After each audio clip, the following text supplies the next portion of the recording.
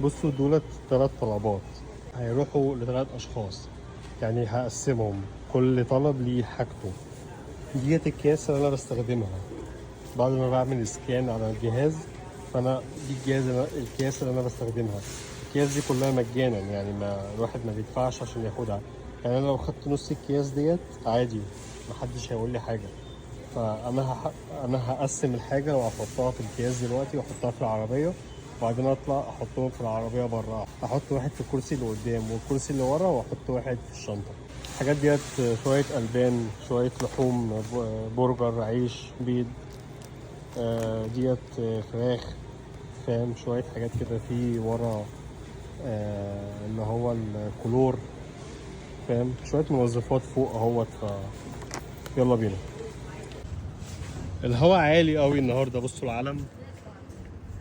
انا راكن العربيه هناك اهي، شايفينها جنب التيوتا تحتها، وجنب الجيب اللي هي على اليمين ديت عربيتي.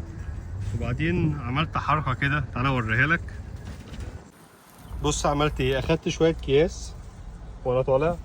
ليه بقى؟ عشان هما الثلاث طلبات دولت حطيت طلبين في اكياس وطلب من غير اكياس، علشان لما اجي هنا ما اتلخبطش وانا بحطهم يعني. فاحنا هنحط واحد، كل اللي كل اللي فيه اكياس دوت اللي هو هنا دوت طلب، اللي هو ما فيهوش اكياس دوت طلب، فاهم؟ يعني كل دوت واللي فوق خالص دوت طلب لوحده. اكيد انت عاوز تعرف دلوقتي انا واخد كام في الثلاث طلبات دولت، اكيد. فهقول لك دلوقتي كده. بصوا اللي تحت دولت، اللي تحت دوت طلب اهو، كل الحاجات دي. فانا جبت الكياس معايا، فانا هحطهم في الكياس وايه، وعشان ما اتلخبطش اهو كده. دوت واحد اهو. تعالى بقى ايه نحطه التاني قدام. وادي التاني اهوت. كده عندنا واحد هنا وعندنا واحد هنا اهو. دلوقتي بقى نستخدم الكياس ديت نعدي فيها الطلبات اللي معانا تحت هنا.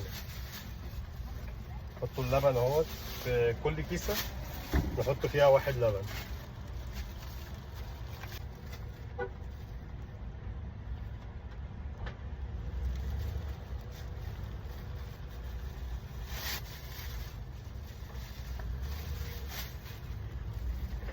دوت كلور.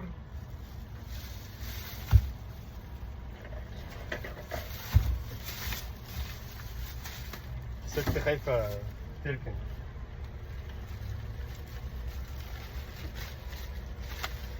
بتشاور لي بتقول لي شكرا عشان كنت قايم بحوار السايس. ايه اخبار السوياس صح عندنا في مصر؟ سمع ان في حملات عليهم، وبصراحة أنا مع الناس ديت طالب وقالبا يعني، أو فاهم أنت؟ بصراحة مزودينها زيادة عن اللزوم بطريقة يعني غريبة. كده احنا حطينا الحاجة اهوت. يا نهار أبيض، بص اتبقى أكياس قد إيه؟ نص كيلو أكياس تقريبا ولا كيلو. يلا خليهم بقى، ممكن نحتاجهم في أي حاجة. تعالى نروح نحط العربية مع العربيات اللي هناك ديت. أهو في واحدة هنا، مش لازم إن أنا أروح هناك يعني. وبعدين ناخده بعدنا ونتكل على الله، نروح نودي الطلب دوت، او نودي الثلاث طلبات دولت. كل واحد ننزل اول واحد وبعدين تاني واحد وبعدين تالت واحد. بصوا اول طلب هينزل عند البيت دوت. الطلب اللي جنبي هو ده. وانا كنت شايف ان هو كاتب او هي كاتبه تقول لك حط الحاجه في الصندوق الاسود. ادي الصندوق الاسود اهو.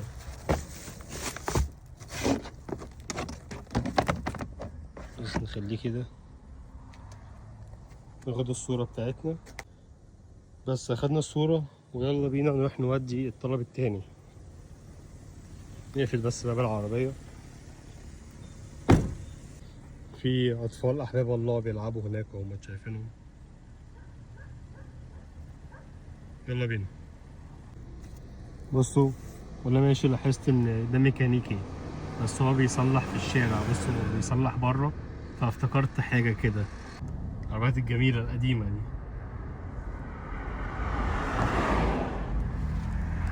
الطلب التاني اهوت هننزله هنا عند الباب دوت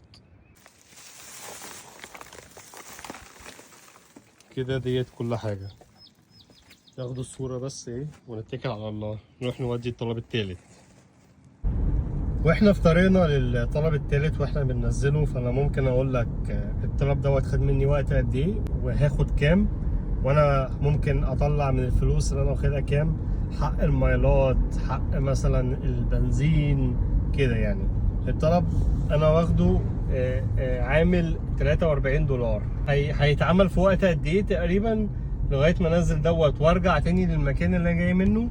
ف هتاخد لها ساعه تقريبا عشان الحاجات اللي جبتها كانت كتير. فهاخد الحاجه اروح انزلها وارجع تاني للمكان اللي انا فيه، فكل دوت شاكب راكب تقريبا ساعه. فانا بطلع ممكن $12 من ال 42 او $43، بطلع منهم $12 للبنزين والعربيه. يعني مثلا العربيه اللي هو ايه قطع غيار كده فاهم، وممكن ازود $2 برضو للضرايب. فممكن اطلع من 12 ل $15 مثلا او $14 كله شاكب راكب، والباقي دوت هو المفروض المكسب فاهم. بس حبيت اشرحها لك كده بطريقه سريعه يعني عشان تبقى اكيد بتكون حابب تعرف مثلا ممكن الطلب بيكون عامل كام وكده. فانا يعني مش كل الطلبات بتكون نفس النظام، بس بيكون فيه وفيه يعني فاهم. بس احنا هنخش قدام كده داخله وهننزله الحاجه هناك. احنا وصلنا اهوت المكان اللي احنا هننزل فيه الطلب الاخير، وهينزل عند التريلر دوت. في رسمين سيجا في الارض شايفينها شكلها حلو، كنا بنلعبها زمان. وهي كاتبالي بتقولي من فضلك هاتلي الحاجة عند البورش او عند بتاع الخشب اللي هناك دوت. بس نعمله سكان كده للحاجة ديت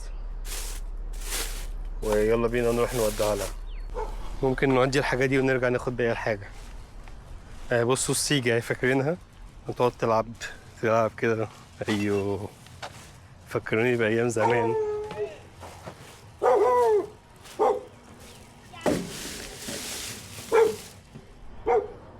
اي كنا بنقعد نحدف الطوبة فاهم، بس عاملينها صغيرة قوي ديت، رجليا اكبر من المربع. هتلاقي اطفال بقى بيلعبوا عليها. يلا الايام بتجري. مش عارف الكياس الكتير اللي في العربية دي تعمل فيها ايه. عندي كياس كتير قوي في العربية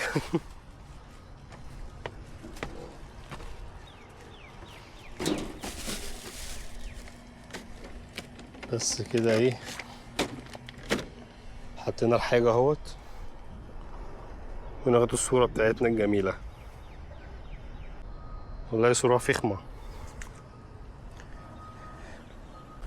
نقفل العربية. بصوا اكياس هنا عندي اكياس برضو ورا في الكنبه اللي ورا.